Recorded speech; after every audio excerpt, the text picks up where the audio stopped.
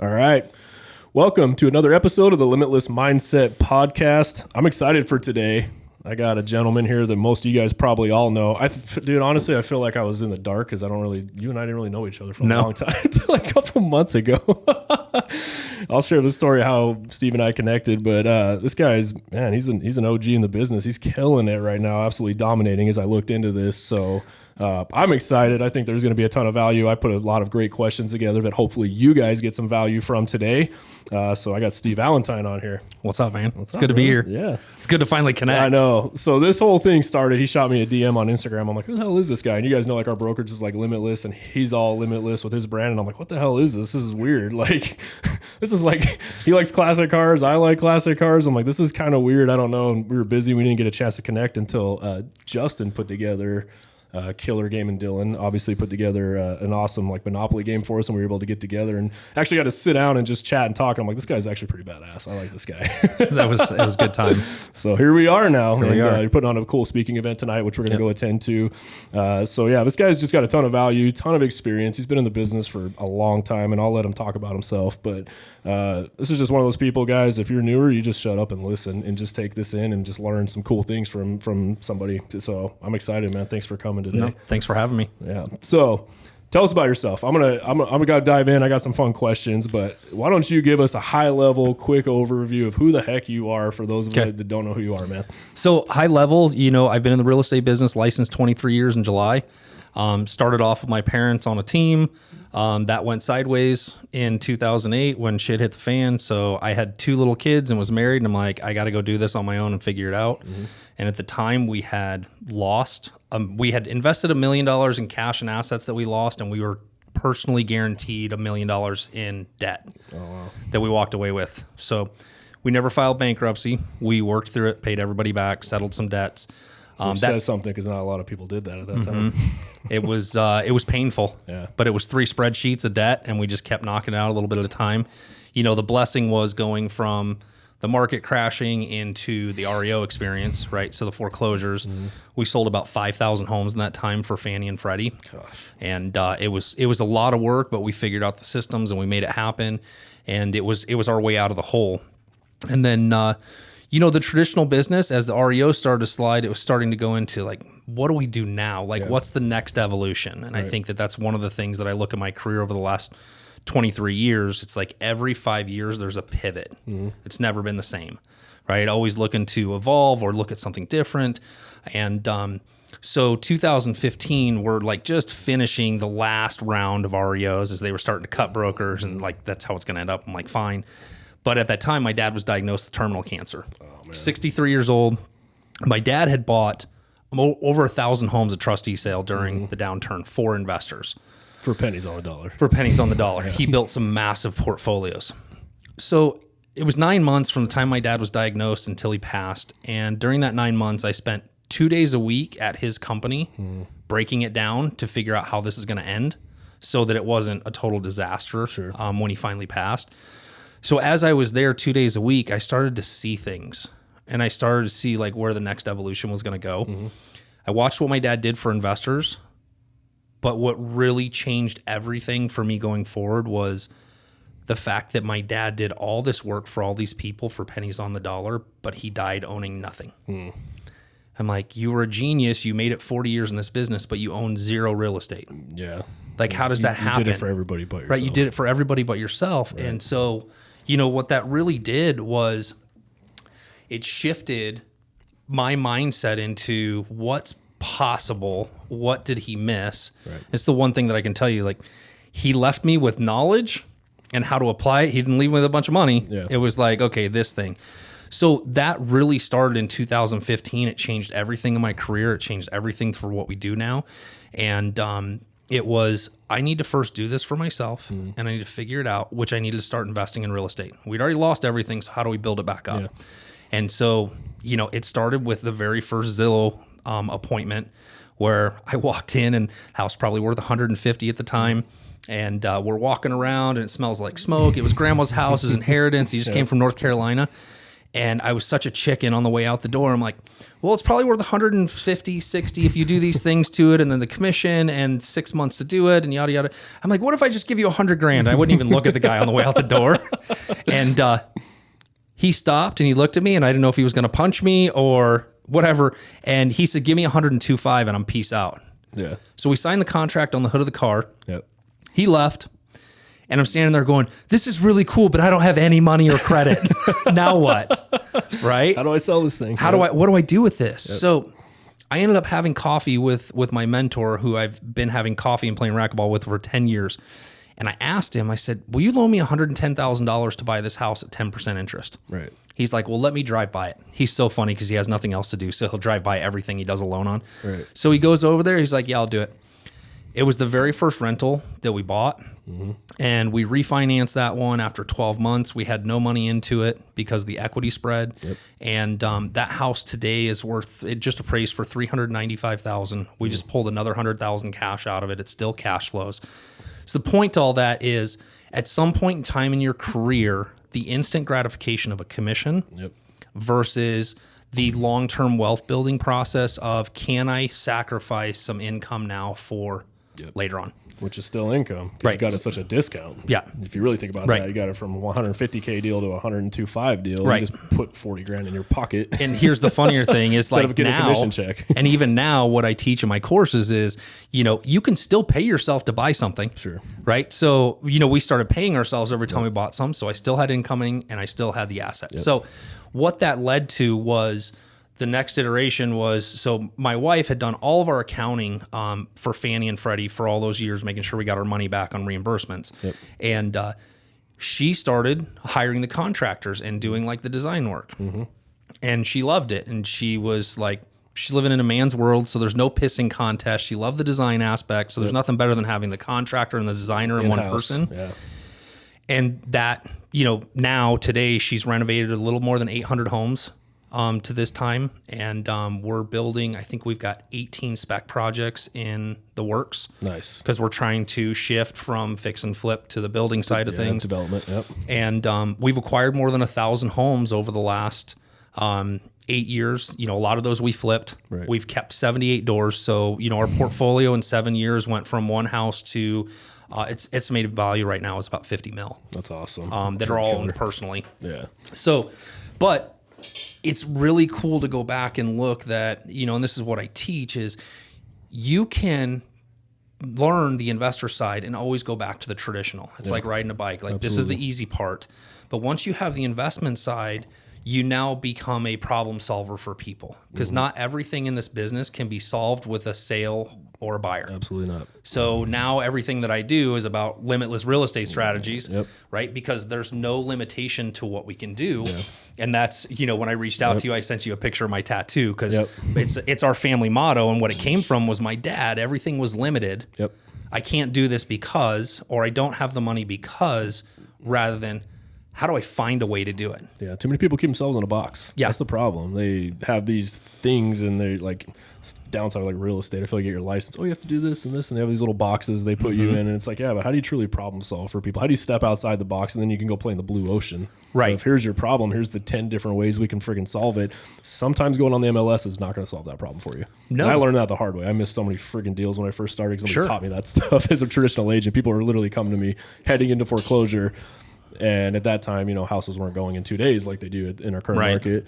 I didn't know what the hell to do. Just truly being a brand new agent, didn't work with any investor mindset, didn't have any of that, just good at what I did, marketing, getting business. But I still remember it was like 2 deals in particular. Hey, this thing's got to go to auction in like 3 weeks, get us out of this. I don't know what to do. Most agents don't. Nobody teaches anybody that stuff right away. I think the other thing too is tying in, so many of us, again, on the limitations, we look at the segmentation of our business. You've got wholesale, you've got investor, you've got the fix and flippers, you've got the real estate agents, you've got property management. And it was showing people you can tie all this together in your business, because then you have options for everything. So, you can build some wealth, you can create some income, you can create some relationships, and these are all phases of the business. And what it does is it actually makes you market proof. So you got a lot of, and I know that, with your agents, some people are freaking out right now. Yeah. And they're trying to figure. I laugh because there's an opportunity in every market. Every market. Every up and every down Yep. it just depends on what side of that you'll choose to be on. Yeah, exactly. So, yeah. Cool. What you got on your questions? I can't wait. Let's dive into this. Now, I love to ask us this question. Let's just kick it off with this. What's the one thing that people misunderstand the most about you? Misunderstand the most? Yep. That's a good question. I think in the real estate space, it's, I think the misunderstanding is that I'm all investment and no traditional. So sometimes we miss out on some of those opportunities because this is just the space. Yeah. But that misunderstanding also means that I've created the reputation for what I'm doing. Yeah. And it's okay. Yeah. It's actually funny. My kid came home the other day. He's 19. He's like, Dad, why did Scott list their house with these people when Wendy did the remodel for them? Yeah. And I said, buddy, look, like 10 years ago, I would have been upset about that. Yeah. But here's the deal. Scott knows that we are in the investment space and we do these things. And he actually listed the house with really good friends of ours. And I'm like, I'm glad he listed it with somebody good and it wasn't like some random person. Right. Yeah. And I said, look, that's great on the traditional side. And yeah, that commission's like 30 grand, but I didn't lose 30 grand because the day before I bought a house for 35 cents on the dollar. So I'll make way more money in that space than doing the traditional. For sure. But if they would have called, we would have listed it and done our thing and my team would have helped out with it. No big deal. But absolutely. You can always go back. So it just depends on how you look at it. We want to see it. Absolutely. What is your biggest failure and what did you learn from that experience? You've got a whole list of them. I know I do. Dude, there's a huge list of them. You know what my biggest failure is, and I think our space is full of this, is I didn't understand enough about how business should be set up, operated, and not knowing enough about, well, not just the knowing, but not having good people. Like my CPA now is, my best investment ever. Yep.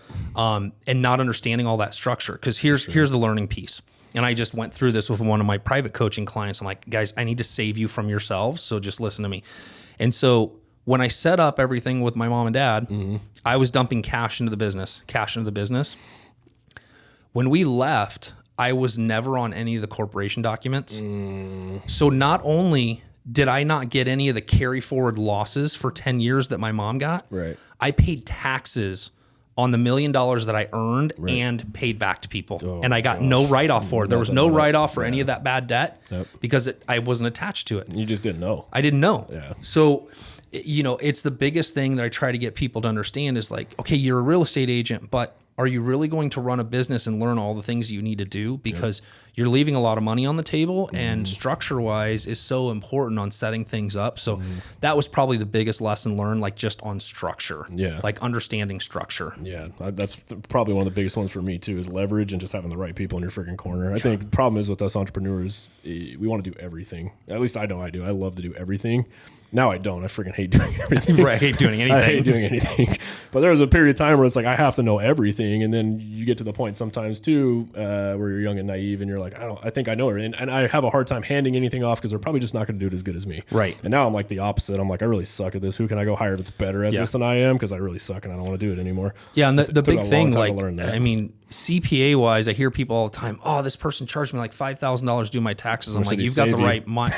You've got the wrong mindset. Right. What is I'll be honest with you, right? It's like my CPA is about $45,000 a year for all of our businesses and all the things that we do. Yep. But the amount of money she's saving me is probably 10 times that in my taxes and structure. Such a different mindset people have on that. Yeah. They always look at the cost versus how much did it save you though. Yeah. So you could have somebody that you only paid $1,000, $2,000 to do your taxes, but you just paid $80,000 more in taxes that year. Right.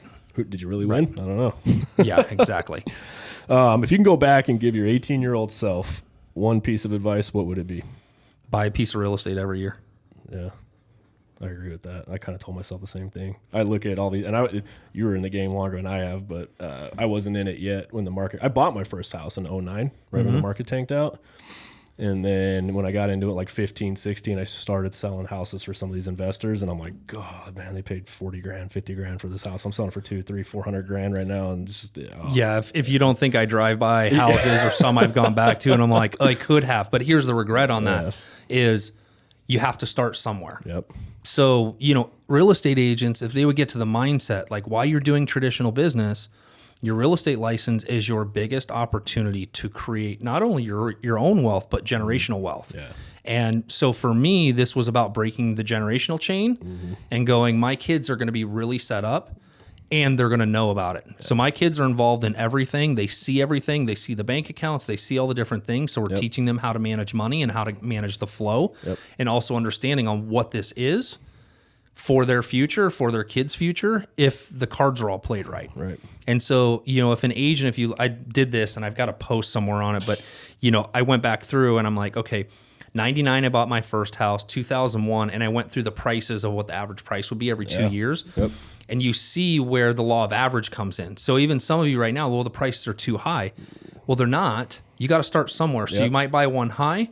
If the market comes down, you buy another one low. It's going to average out if you just stick to the plan. And then you get enough of the lows. You say, hey, I'm going to offset this high one. I'll sell it, do whatever I got to do, liquidate it, trade it, 1031 exchange, whatever you got to do. But yeah, there's no, how much time did you lose or how much money did you lose waiting 5-6 years for that ideal? And nobody knows. That's the hard part. Nobody knows what it's going to look like. I mean, inevitably there's going to be ups and downs, but if you're only jumping in the business on the downside, that means you're only buying houses every 10, 15 years, maybe 20 Yeah, but years it's the same game with stocks, right? You buy it when it's up, you buy it when it's down. It averages out at the end of the day, but just make smart buys at the time. Yeah, exactly. And it's more about, whenever I tell people, I'm like, look, this is not about chasing opportunities. It's about being prepared for it, having the mindset and having the tools to execute on it. Yeah. I don't chase anything. Sure. Yeah. Everything comes through the wheelhouse and you figure out what to do with it. Absolutely. When it comes through. People miss the tax depreciation too. Oh my gosh. That was the thing. Like some people look at a house and they're like, oh man, I got this rental. It's only going to cash flow me a couple $100 a month. Yeah, maybe, but how much are you going to save on taxes depreciating that bad boy? Mike Ayala taught me that when we had that conversation. I remember he's like, yeah, but we were talking about all the benefits of some of these properties I have. And he's like, what do you like about them? And I was telling him, and he's like, what about tax depreciation? That's the biggest one. And I'm like, yeah, you're right. Especially for real estate agents, because we've got a bigger write-off. I mean, the portfolio, my CPA always gives it to me because I want to know for what I'm teaching is last year, the depreciation in my portfolio saved me from writing a $150,000 check to IRS, more than what I already had to. So that's $12,000 a month in extra cash flow. If you want to put that out, you just have to wait for it till the end of the year. And it's the biggest, myth and piece that people do not understand. And again, it's like just going through that education and knowing that is totally different. For sure. Yeah, I agree. What does your morning routine look like? You morning guy? Afternoon guy? Yeah. Morning routine. Actually, I just kind of switch it up. So I'm usually up about 5. Yeah. Between 5:30. I do about 10 minutes of meditation. Just like a Pandora meditation station and just kind of focus. And the meditation thing is just like a catch and release of thoughts. Yeah. A little bit of journaling, and then I go into our workout room. We've got a tonal, so I'll do a workout there. And then on Tuesdays, Thursdays, I play racquetball for an hour. Okay. And then on Saturdays, I go hiking. Okay. Yeah. Racquetball. Like I said, I play racquetball. I wouldn't say I do meditation. I get up and go for a walk every morning, listen to my podcast. I got like a good hour first thing before I head into the gym. I haven't journaled. Everybody swears by it. Yeah. I probably should start just to write down. Probably closely I do a journal. I get an app out on my phone if I come to think of things and I just start noting them down on my phone. But here's the cool thing about the journal is it doesn't have to be like this long process. I actually call it brain dumping. Yeah. So, in 2014, 15, it's fun to go back and look at the things that I wrote and see where we're at and some of the problems I was trying to address back then versus what they are. Yeah, you do. You're like, what? I had that the other day. I found a file, my computer crashed, and I found like an old laptop, and I was going through it, and then I was looking at like our team production and my production. I was like, holy crap, man. I thought that was like this stuff back then. So it is cool, like from a historical standpoint, to be able to go back and have some of that stuff. Temp's really good at that. Templeton shared something on Facebook the other day where he like 2 years ago talked about something, and he's like, yeah, it was cool. I was like, oh, he's like 10 miles ahead of that now. Super cool. So if you could have coffee with any historical figure, who would you choose? Napoleon Hill. Okay. Yeah. Think and Grow Rich. Just because he met and interviewed all those people. Yeah. So, that is one of my all-time favorite books. If you haven't read it, Think and Grow Rich, do it. Yep. The funny thing about that book was actually an investor who scared the shit out of me when I first met him. The guy was at HP in their IT department, oversaw a $100 million budget.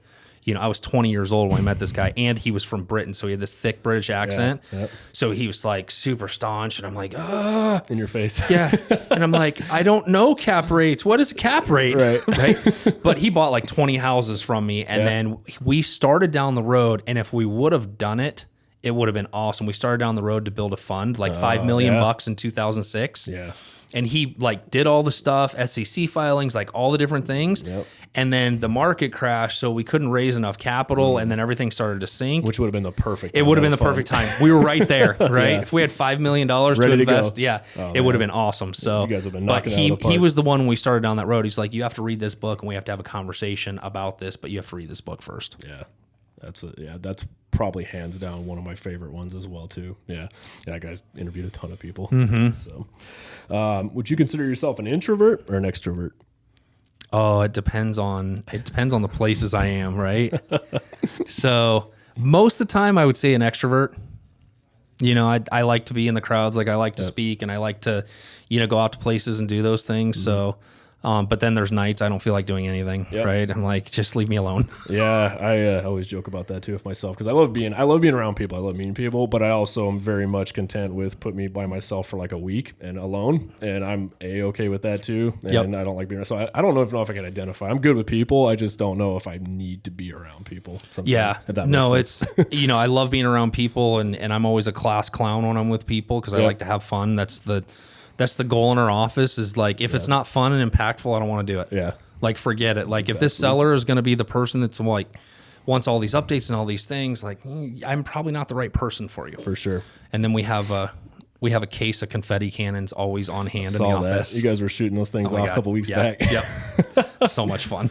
We do air horns around here. We take air horns and we tape them underneath the chairs on the shaft. Nice. So when people sit down on them real quick, when they're coming back, the air horns start going off. Yeah. The confetti cannons are messy, but we did one of that where we took the AC van out of here and it sits on Scott's back there. And then we threw fake snow in there and then we turn the air on when he's sitting at his desk. That's awesome. Yeah. We love to have a little fun around here. So what's one thing that your business venture did that you did not expect, like a good thing that came out of that you didn't probably foresee coming?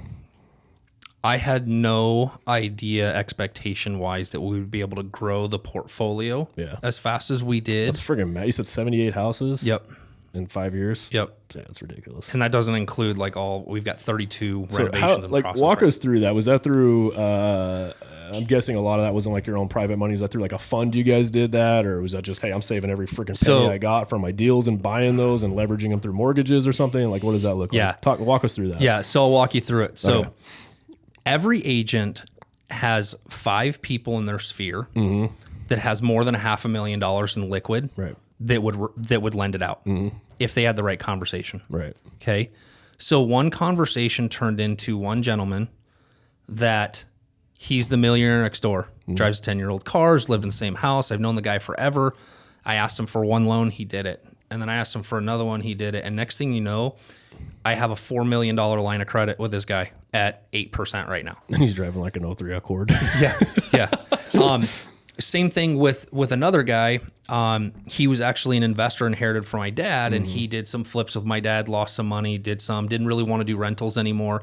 Same thing. Yeah. And here's the goal with those guys. I talk to them every January. I'm like, hey, what's the goal this year? Is anything changing? And their answer always is, if you can keep the money working, you can keep using it. Nice. And so what happened was when we were really heavy into the flipping, we did all these private notes with people. So, right now we manage about $20 million of private capital in one-on-one scenarios. So it's not a fund. Yeah. Their money's attached to one property. Got a line basically. I send a text. Yeah. I'm like, will you do this $350 loan? How much funds are available? What are we doing? Oh yeah, I do have that. Cool.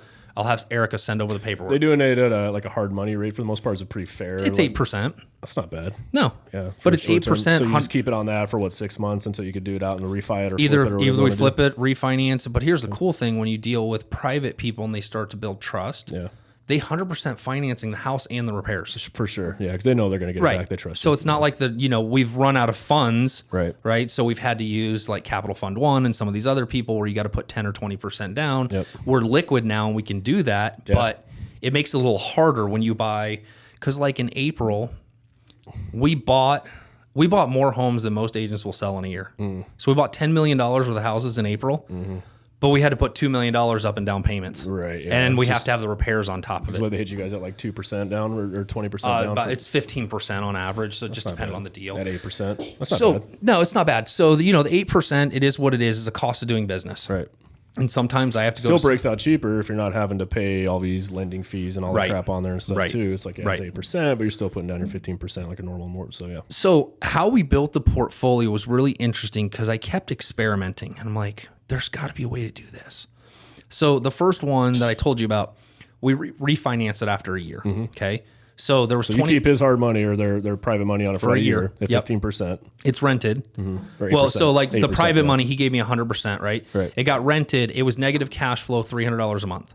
So I paid $3,600 that year to keep it. Right. But I gained $50,000 in equity. Yeah. Okay. It's a good trade. Yeah. But then I refinanced it into a normal long-term mortgage. Conventional. Yep. And I had no money into it. So now I have a cash flowing asset that's making me $500 a month. Because you had your 20% equity and it built up already from the flip and all that. So it's getting over the scarcity of holding that expensive money, keeping in mind that a tenant is going to cover majority of it. So you gotta play the gap, you right? paid $3,600 and you own the house now. Correct. Out of pocket. Correct.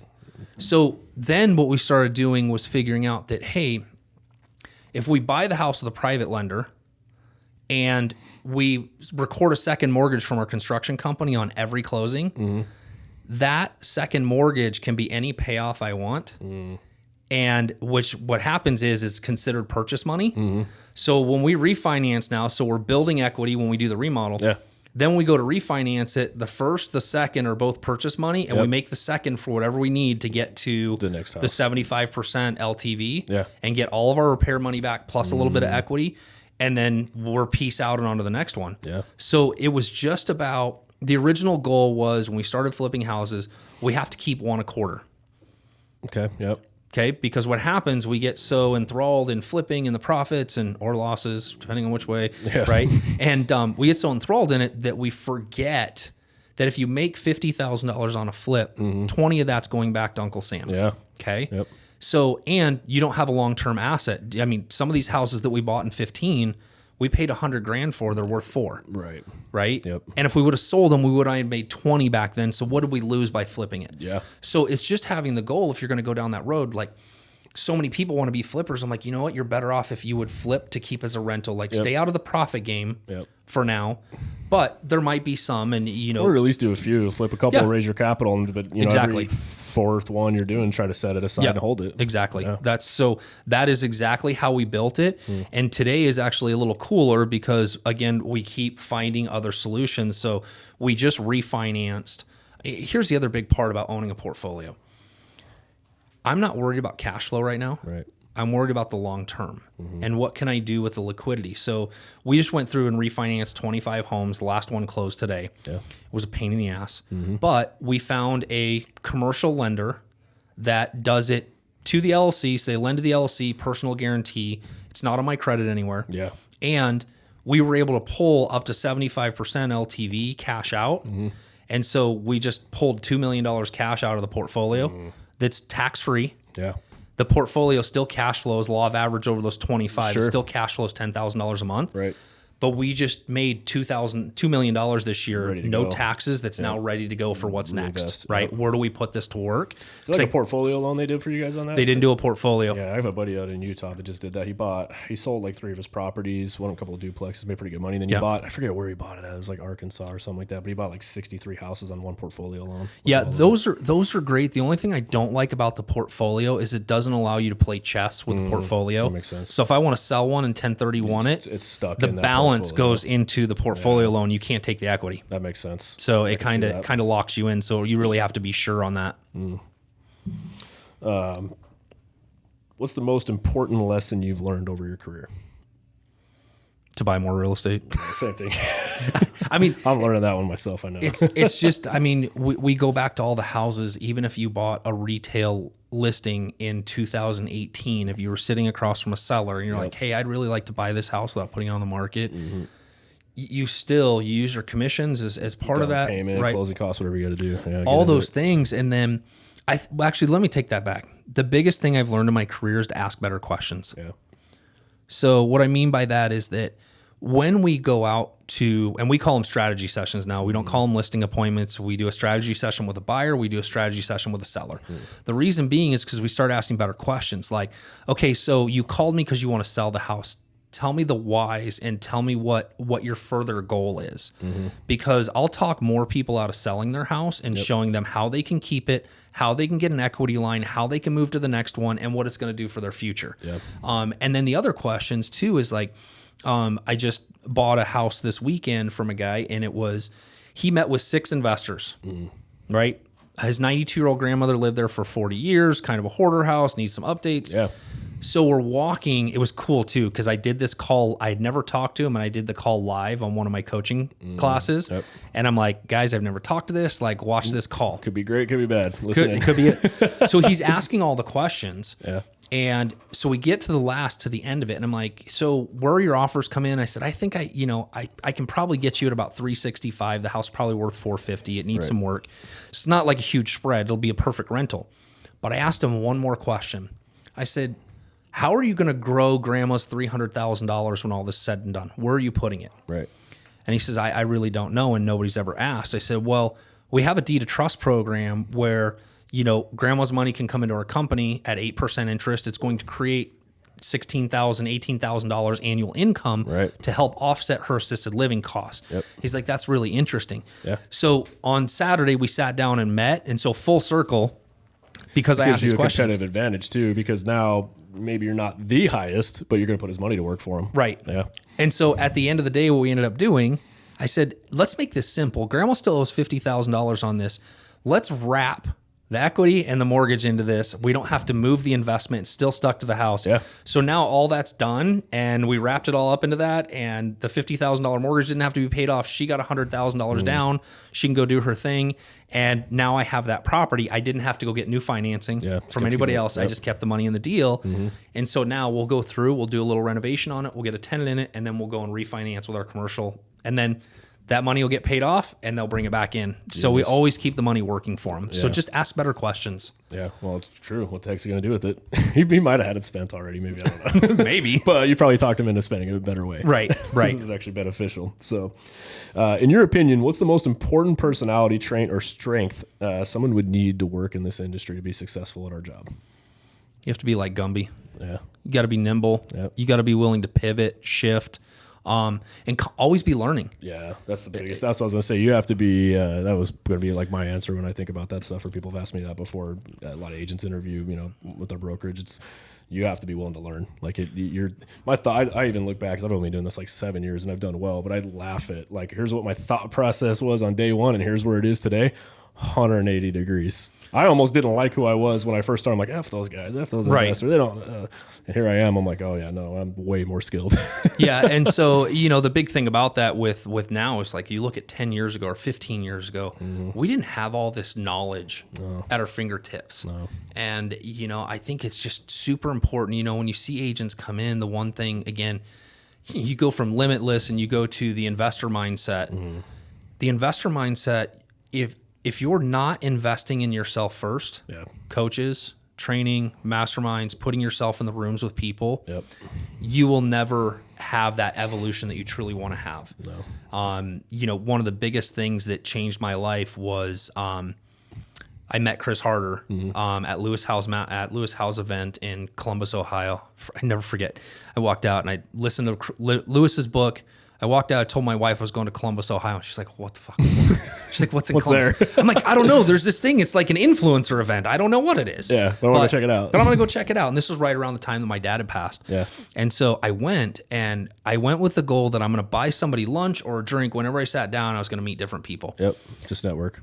So the first gal I met, she's like, oh, you've got a great story. You need to meet Chris Harder. I'm like, who's Chris Harder? Yeah. And I met Chris, and then I was on his podcast, and he's all about money mindset and all those things. And I ended up signing up $25,000 for the first year when it was his first year he started it to do a mastermind. I didn't know what a mastermind was. Right. I didn't know what to expect. Yeah. All I know is I'm writing this guy a $25,000 check for I have no idea what's going to happen. Yeah. And so 5 years later, I am still there. I'm like the flunky senior that just hangs around with all the new people. Yeah. But it was a space that changed everything for me. the people that I met, the people that I learned from, and the things that I started working through in life, and he's been a great coach, but so have a lot of the other people that I met in that room, and it is by far paid off.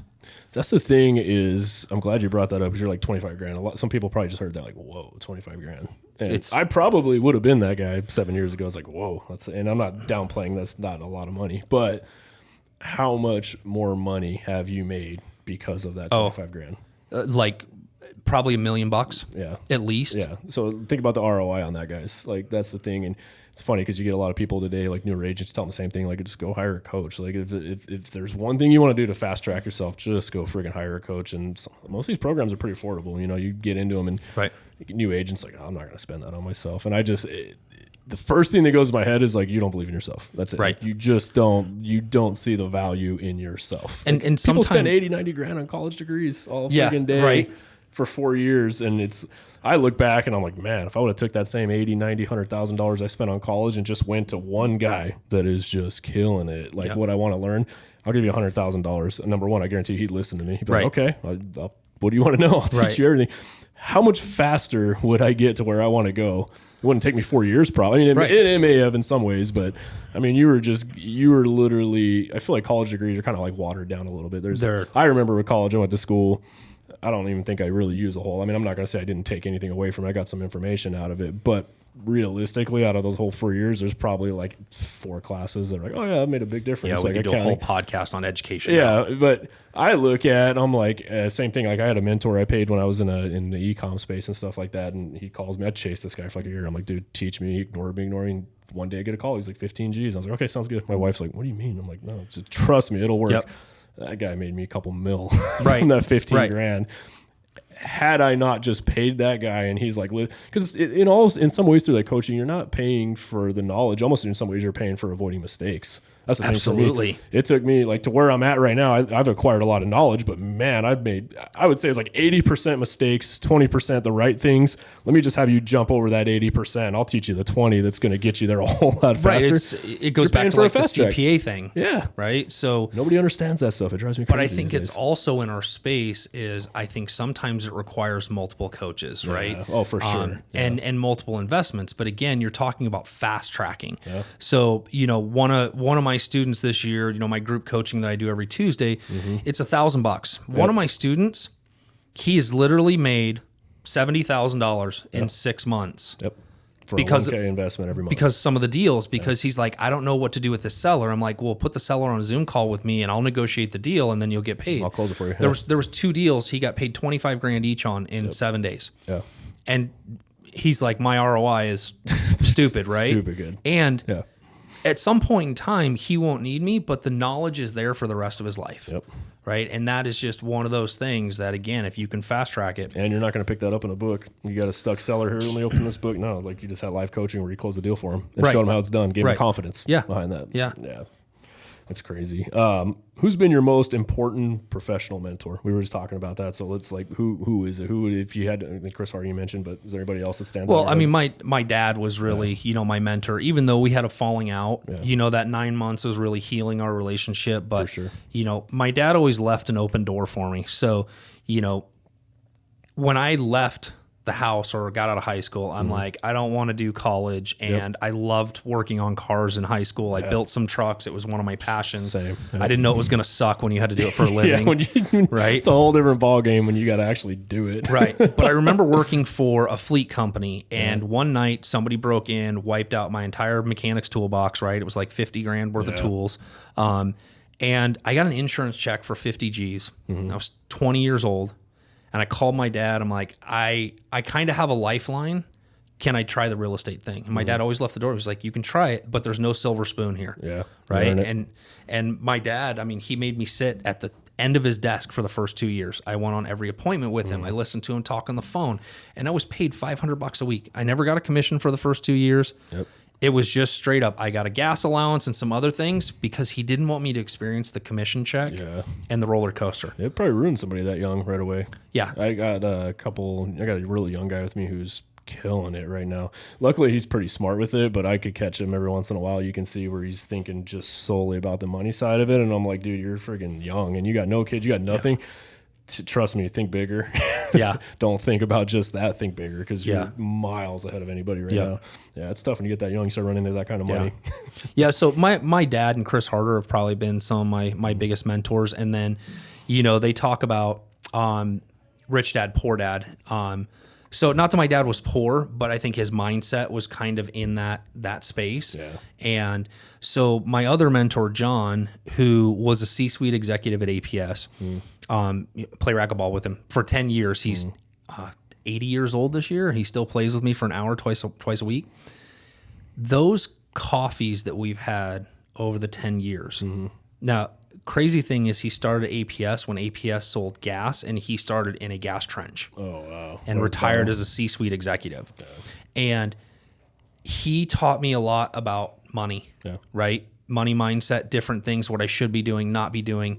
And he helped me grow my wealth through those conversations. So again, it's like having multiple people in different places where you can learn a lot of different things from people. Yeah.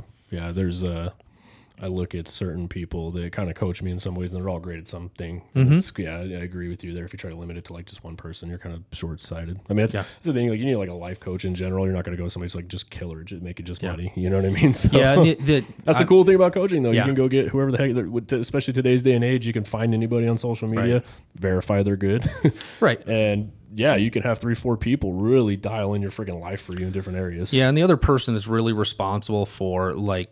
I almost quit real estate. Funny story. So when we finally could buy a house again in 2012, we finally found one in the area we wanted, and we went to the open house, and I met Kimberly Ryan, and she's the growth leader for Real Brokerage where I'm at, and she was a listing agent.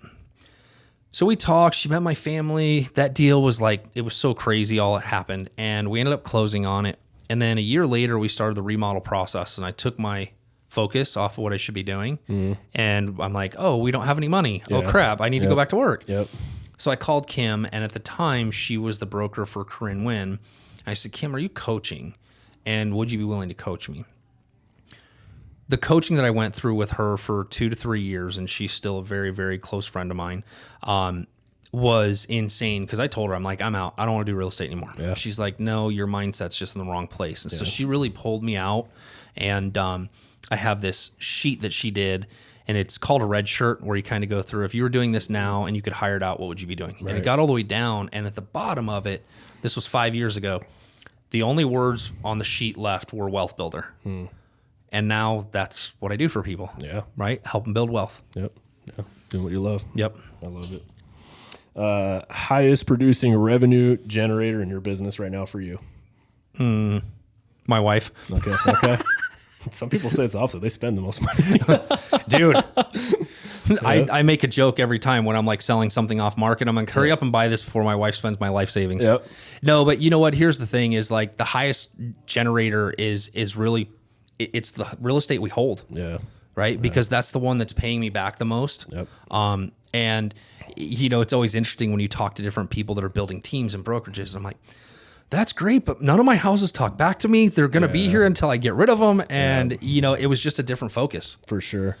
Yeah, I went through that phase too, and I was like a solo agent. I was like, I don't want a team. I don't want to deal with anybody. And then, kind of through necessity, had to, because it got pretty busy and work life started really sucking. Right. You're dealing 7-8 buyers by yourself every freaking month, and it sucks.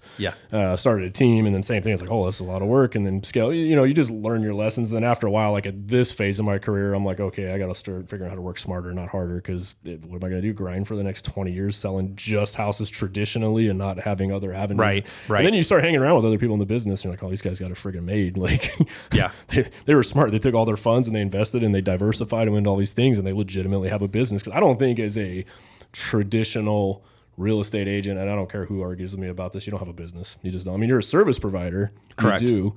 But if you, like, the thing that scared me about it, I remember was like, man, if I ever get sick or something, I mean, you could kind of relate with your dad and something like that. Something happens to me, my family's toast. Right. Like, the breadwinner is gone, and there is no money coming out if I'm not out there knocking doors and meeting the people. Right. So it's like, I got to start building that wealth on the outside, which I love that you guys are doing that. All right. So how do you get most of your business leads these days? A lot of people are going to ask that. I know we were talking about some of these great deals you're friggin' buying and stuff. It's a tough market. Talk to me about it.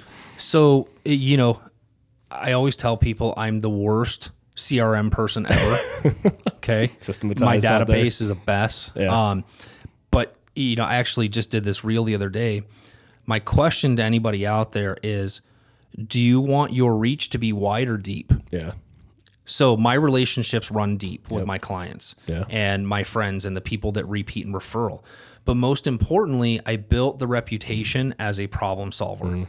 And I was joking on a podcast on Friday. I'm like, to be honest with you, I go on more listing appointments with real estate agents than I do on my own clients. Yeah. Because the real estate agent's like, I don't know how to solve for this. I don't know what the strategy is. Will you go with me? Yep. Right? And I'll pay you a part of it. If you buy the deal, great, whatever the case may be. Yeah. So I was telling you about that great deal that I bought on Thursday. Yeah. It came from a real estate agent. She does higher end luxury, and she called. She's like, we don't mess with this stuff. Will you go on the appointment with me? Because I think it's right up your alley. She makes money. I get a property. Yep. And so now I spend a lot of time with agents, you know, helping them solve. And then either that brings me a deal or creates some income, whatever the case may be. So a lot of it is just been through relationship and reputation.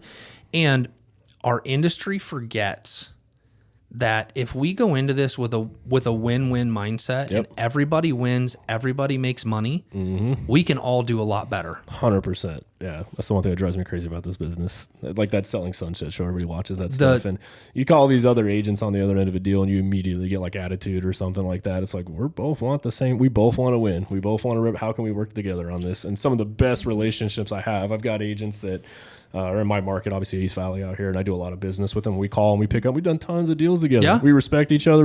They know how I work. I know how they work. They know what's important. And guess what? At the end of the day, because I've had a lot of deals fall apart because the other agent just was horrible. Like their ego was too big. They just weren't like, hey, let's make this work. Right.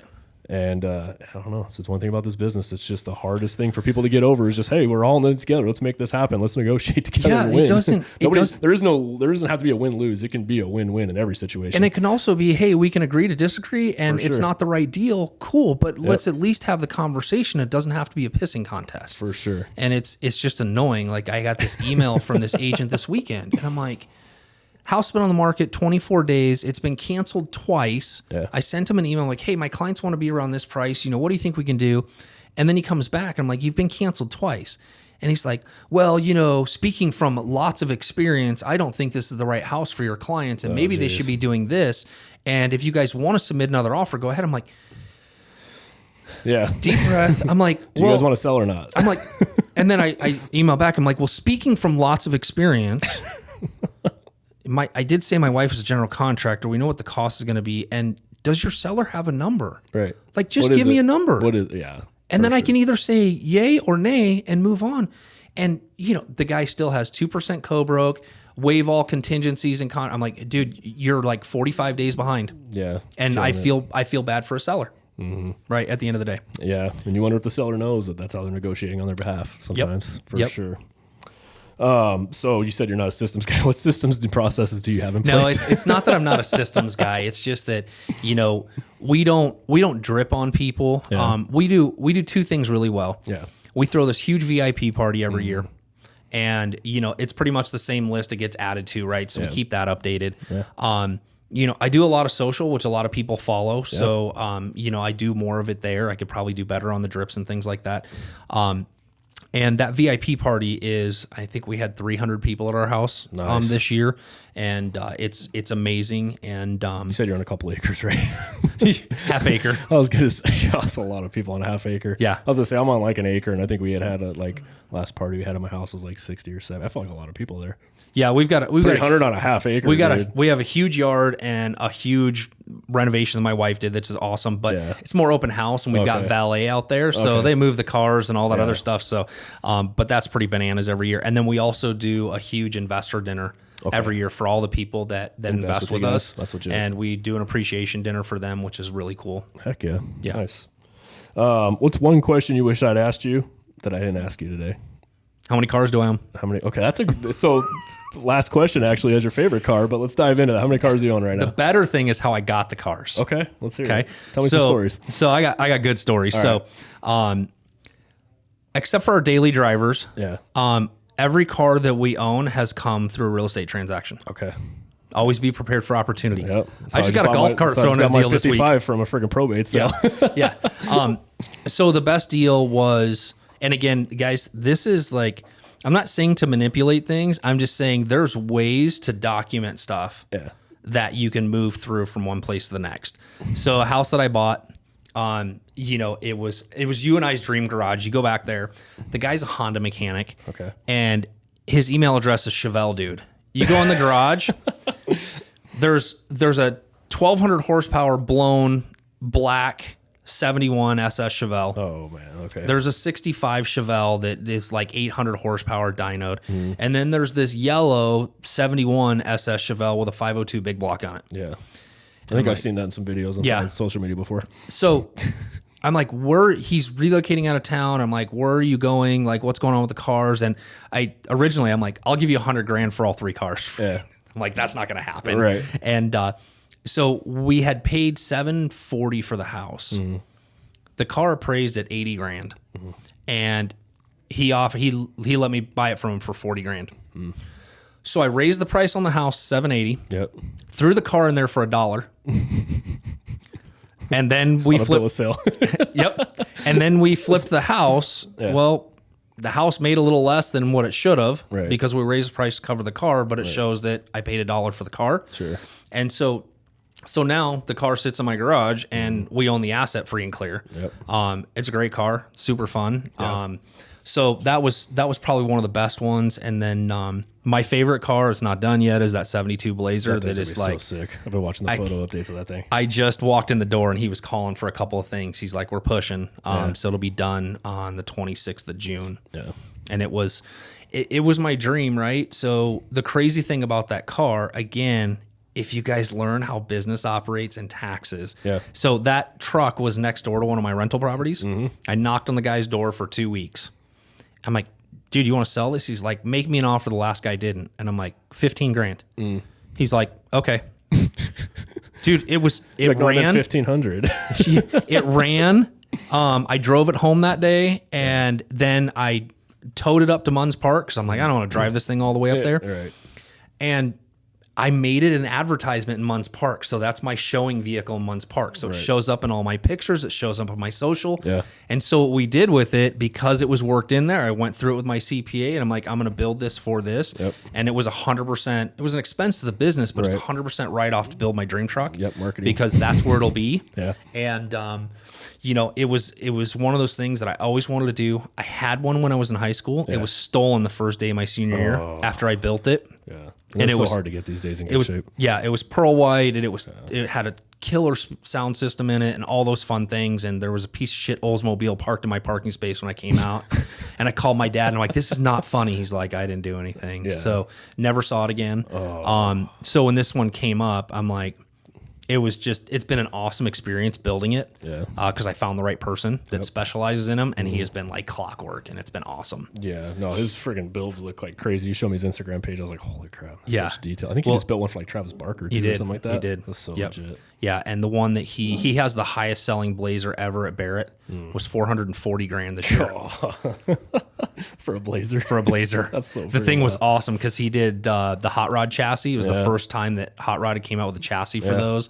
And it was all coil over suspension. It was like just dialed. It was so awesome. Yeah, we got a Chevelle we're building right now. I'm excited to have that one done finally. Yeah. It just takes forever though. It does. The body work on it and stuff like that. They're doing like all the metal work and mini tubs on it and having the engine built, and then the frame took like 6 months from Roadster shop. It's exciting. Yeah. I like our old cars though. I got like an old 79 K10 and I've got some nice trucks and cars and stuff. That's probably like my favorite to drive. Yeah. I don't even know why. It's the most rough riding.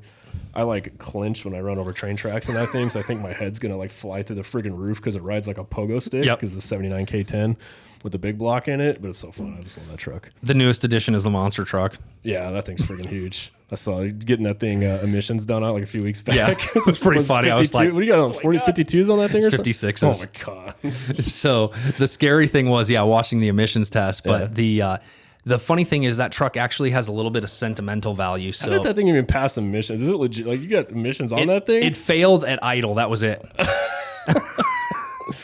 But it's got like a 572 big block in it, and it's just nasty, right? So, so my buddy owned Frontier Automotive, and he built that truck. And so Frontier Automotive was where I used to take my trucks when I was a teenager in high school, right? So it had been passed to the friend of mine that mentored me in the business, and he owned it, and he built that truck for the shop. Oh, okay. And I've got all these pictures of the kids in second and first grade when he drove the truck to pick them up the last day of school. So it was like this big thing. And so he called me, he sold the shop. He's like, dude, do you want this? I'm like, yeah. Why not? Why not? And so I bought it, and I'm like, what am I going to do with this thing? So right now I just drive it to coffee and back. Yeah.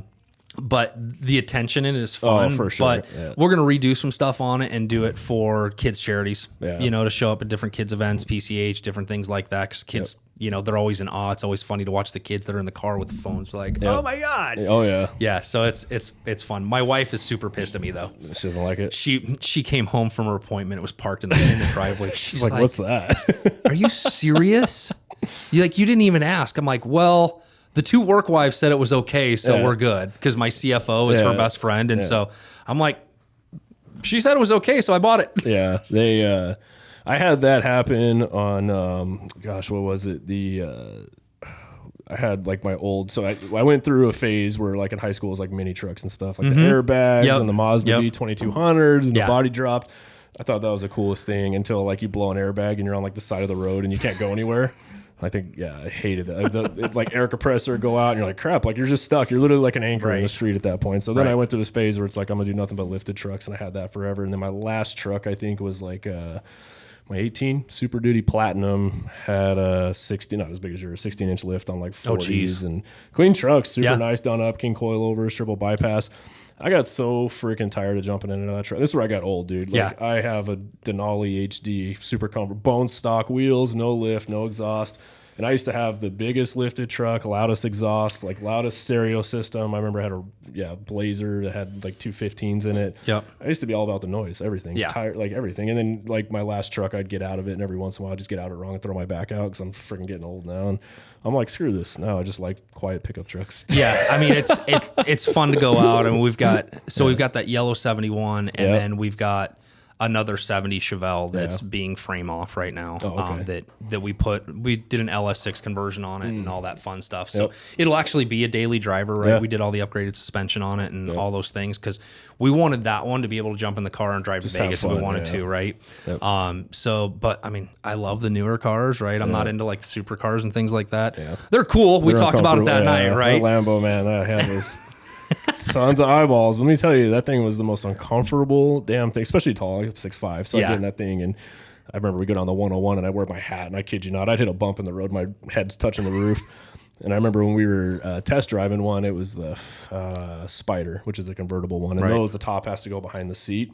And the seats sit 8 inches forward more, and they sit 2 inches higher because it's convertible. And I remember I looked like Lurch driving this thing. We got one in Vegas going down the strip. And I'm so tall that my friggin' head was like, my eyeballs were above the windshield. Like Big Bird? Yeah, dude. And head over the windshield? Broke my friggin' heart because I was a kid that had like the Lambo poster on the wall. And I was like, oh, I want to buy one so bad. And that was like my taste, right? At that point, I wasn't making as good of money. So I leased one for the weekend. I think we were up there for SEMA or something like that. I just remember driving on a strip. I looked like a freaking idiot. My head is sticking out above the roof of this damn car. I can never own a Lamborghini. This sucks. Like, I was so frustrated. And then I take it back, and then the guy's like, yeah, you should have just got the hard top. I'm like, what do you mean? He's like, oh, it's got 8 more inches of legroom. So he's like, sit in it. And I'm like, well, shit, why didn't you give me this? I look like an idiot all friggin' weekend driving around with my head sticking above this. Oh, my gosh. That's so funny. Yeah, but even me being tall, I don't know how some of these athletes, like dudes that are like freaking 7 foot, how the hell do you fit in these cars? Because I barely did it. But yeah, we take it to dinner to like Scottsdale. Most uncomfortable car. No cup holders. Radios suck. Like, they're not all they're cracked up to be. Get a lot of attention, a lot of looks, a lot of photos and stuff like that. But other than that, it's they're not comfortable. Nope. So cool. Well, that's all I got for you today, man. I appreciate you coming in. And Absolutely. guys, hopefully you guys got some value from this. And where can they find you? If they want to look you up, man, give them all your social media. Instagram is the best place. It's at Steve D. Valentine. That's where, all my stuff, my coaching links are in the bio. But that's where I'm just constantly feeding information, encouragement, the different things to do. I love that you guys show your flips too. You guys are like, this isn't like the traditional Instagram guy. If it's like, oh, I flip some houses, they don't show you. Like, he's actually out in the trenches. I see you posting all the time some of the deals you guys are buying. So I'd highly recommend you guys give a follow if you're looking for something. Yeah, and it's a lot of numbers and a lot of different things, right? It's just it's going to be encouragement to change mindset, and for any of you that are out there that's really like going through like, what do I want to be? I think you're really good about it. don't try to fake somebody you're not. Nope. Be your authentic self. Nope. You know, you'll feel better doing it too. you'll feel better. You may, not attract some people, but you're going to attract the people that truly want to work with you. Yeah. And if you think that showing up, and everybody has different space, right? I know some people that love to dress up in their suits and ties. Yep. It just never was for me. And so, once I started wearing cowboy boots and Chucks and t-shirts and just kind of branding and having fun and just showing up, I realized like it was a lot easier to connect with people because you felt good in your skin and what you were doing. Absolutely. And there was no, judgment. And how you see me on social is how I show up everywhere. Absolutely. Right. So there's no chameleon thing going in there. Absolutely. I agree. So cool. Well, I appreciate you, brother. Thanks man. Appreciate it. Thanks, guys.